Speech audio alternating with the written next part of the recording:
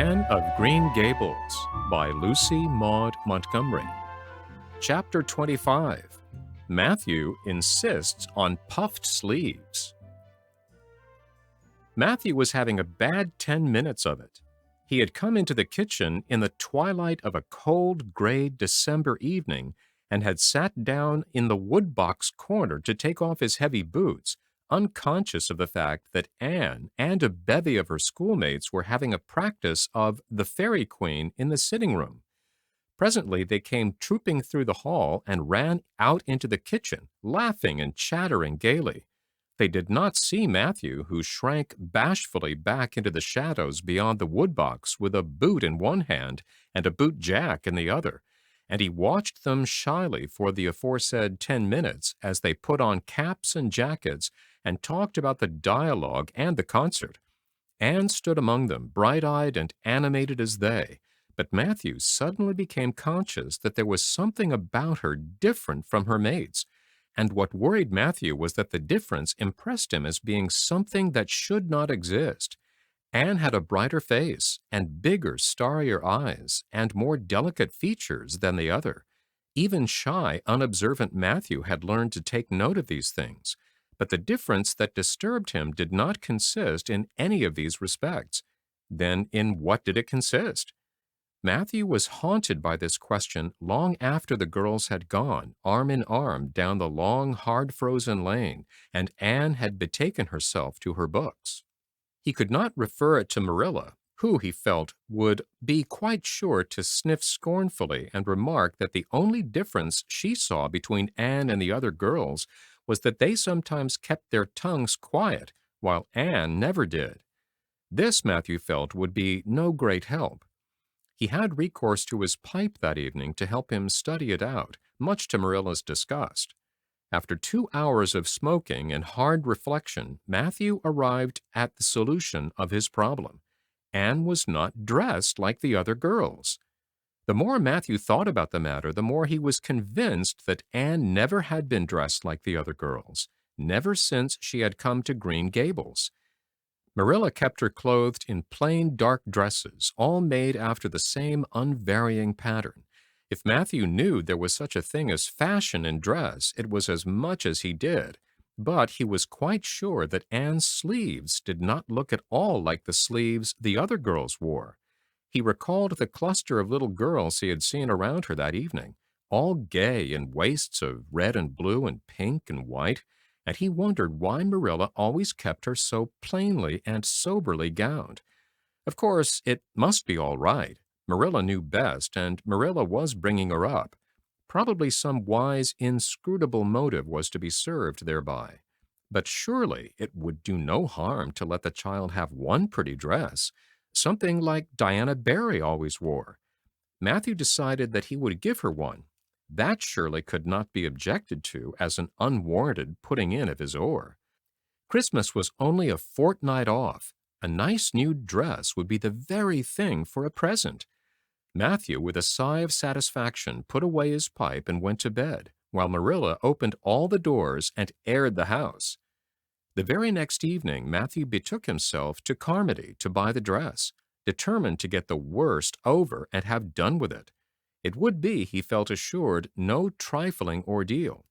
There were some things Matthew could buy and prove himself no mean bargainer, but he knew he would be at the mercy of shopkeepers when it came to buying a girl's dress.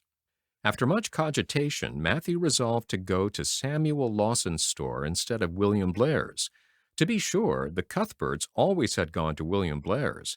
It was almost as much a matter of conscience with them as to attend the Presbyterian church and vote conservative.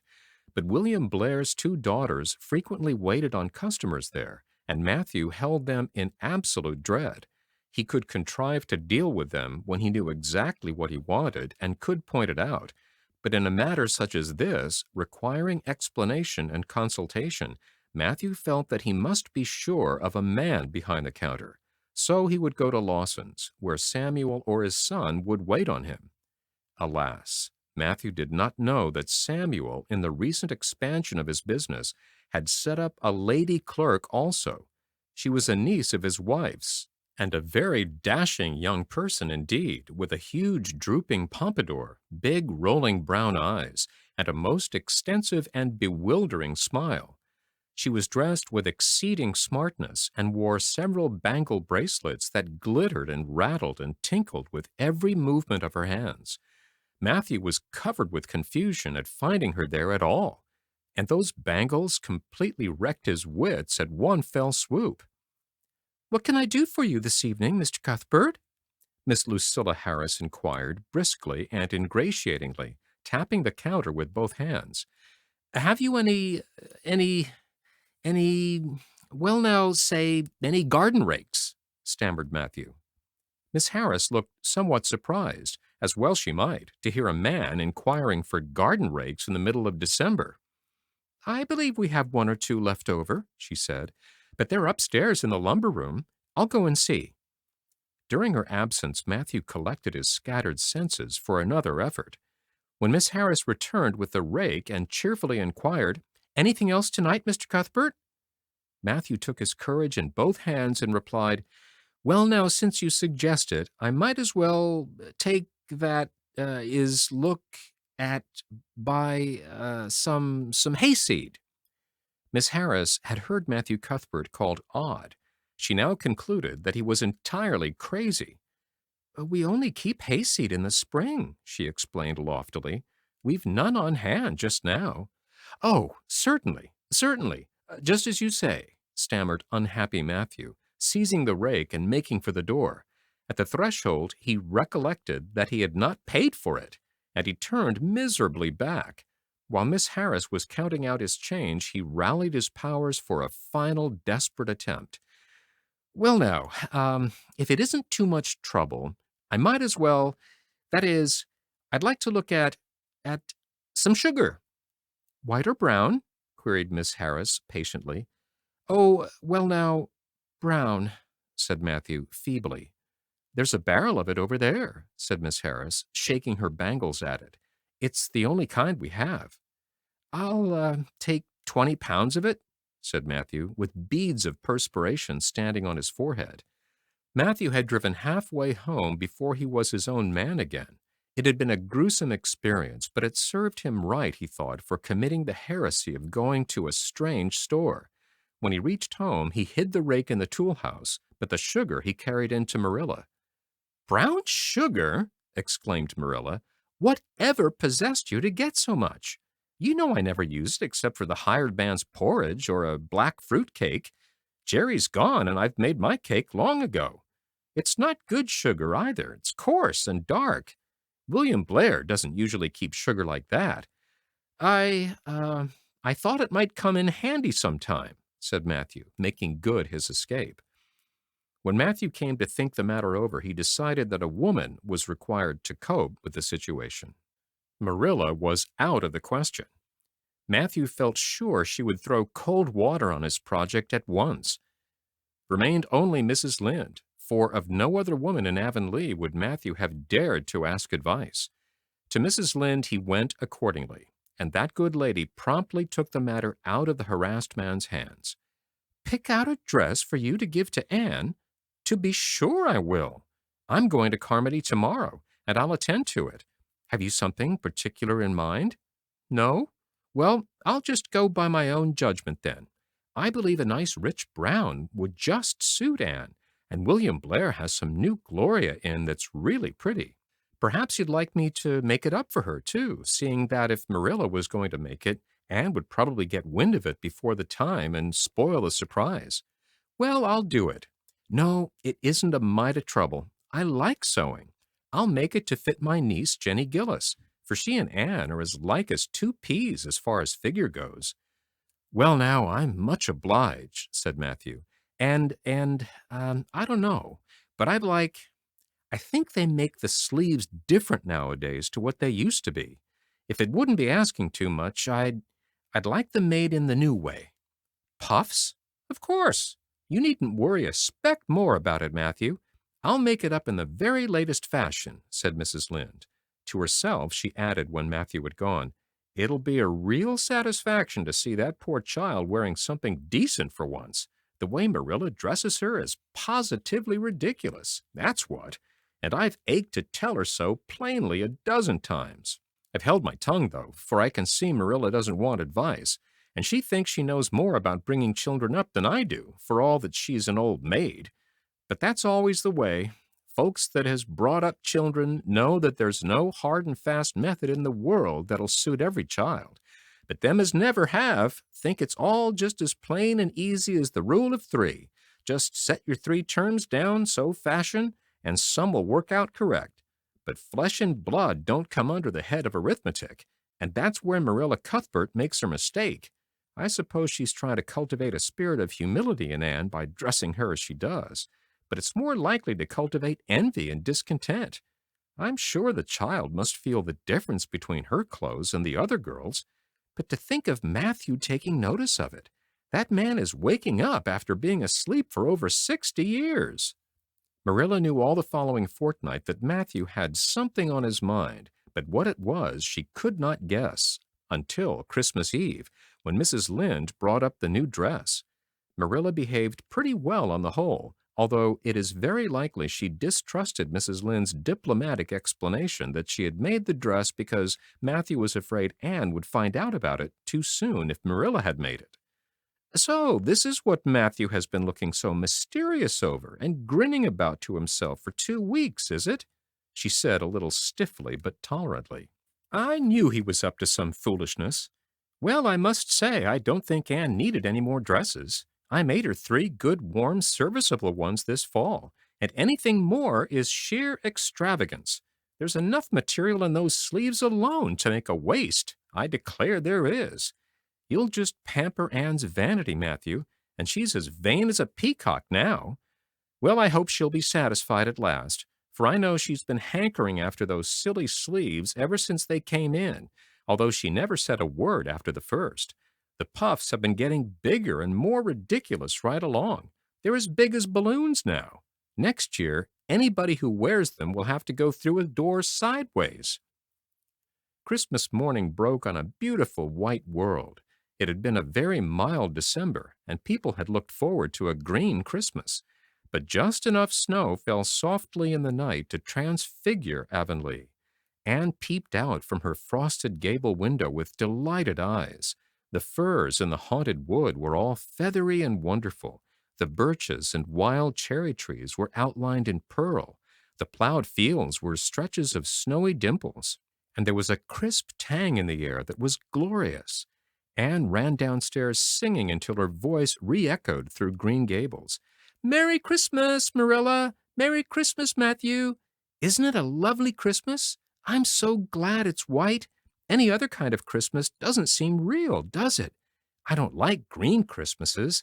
They're not green, they're just nasty faded browns and grays. What makes people call them green?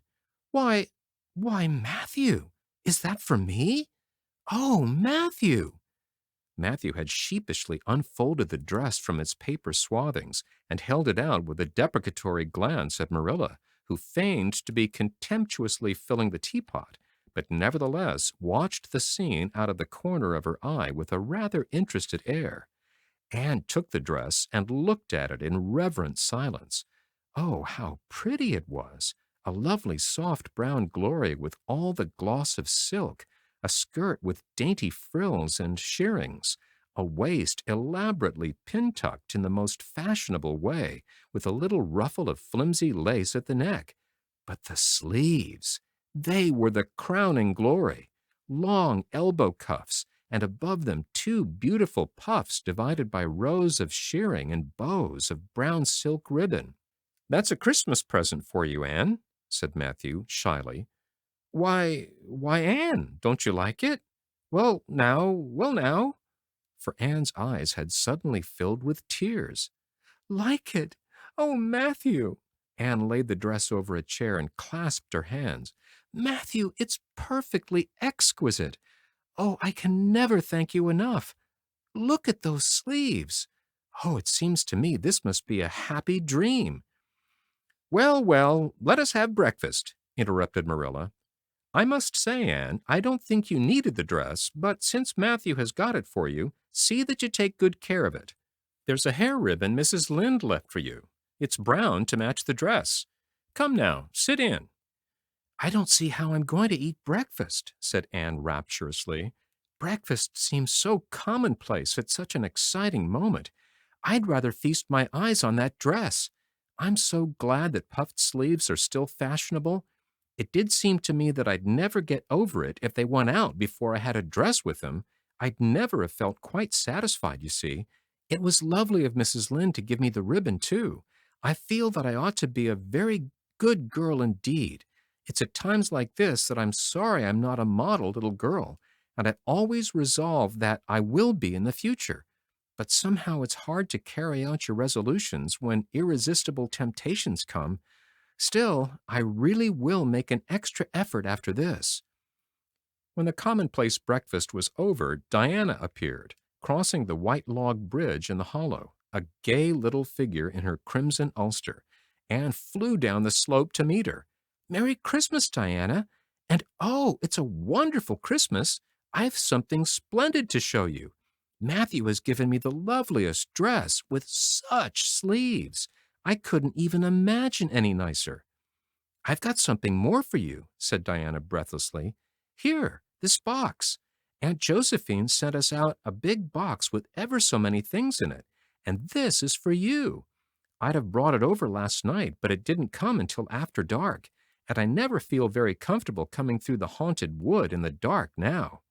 Anne opened the box and peeped in. First, a card with, "For the Anne girl and Merry Christmas," written on it, and then a pair of the daintiest little kid slippers with beaded toes and satin bows and glistening buckles. Oh, said Anne, Diana, this is too much. I must be dreaming. I call it providential, said Diana. You won't have to borrow Ruby's slippers now, and that's a blessing, for they're 2 sizes too big for you, and it would be awful to hear a fairy shuffling. Josie Pye would be delighted. Mind you, Rob Wright went home with Gertie Pye from the practice night before last. Did you ever hear anything equal to that?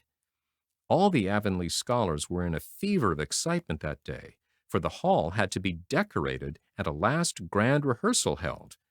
The concert came off in the evening and was a pronounced success.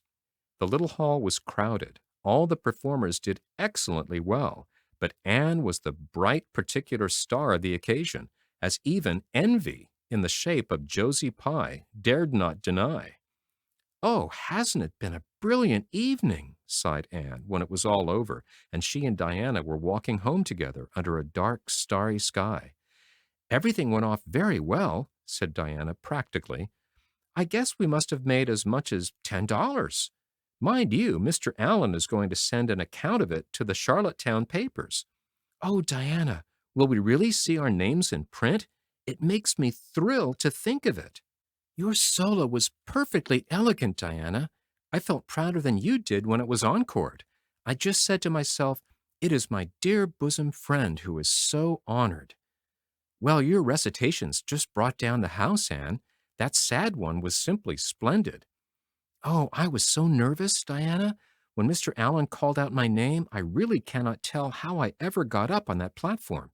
I felt as if a million eyes were looking at me and through me, and for one dreadful moment I was sure I couldn't begin at all.